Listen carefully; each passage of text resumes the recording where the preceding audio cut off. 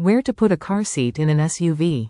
Safest spot explained. The safest place for a car seat in an SUV is the back seat, ideally the middle rear seat, as it's furthest from potential frontal impact and away from active airbags. If the middle isn't feasible or practical, use one of the rear side seats, choosing the one that offers the best access from the curb, usually the passenger side. Always check your SUV's owner's manual for specific latch system locations and car seat installation guidelines. Best position.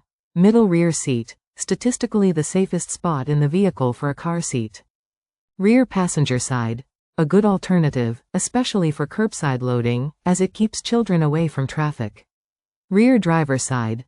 A practical choice if your parking situation makes it easier to load from the pavement side. Key considerations. Back seat is mandatory. Never place a car seat in the front if there's an active airbag. Front airbags are designed for adults and can seriously injure a child. Check your manual. Your vehicle's manual will show you where the latch, lower anchors and tethers for children system is located and confirm safe car seat positions.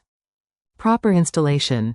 Ensure the seat is tight, less than 1 inch of movement side to side or front to back at the belt path, and doesn't press against the front seat.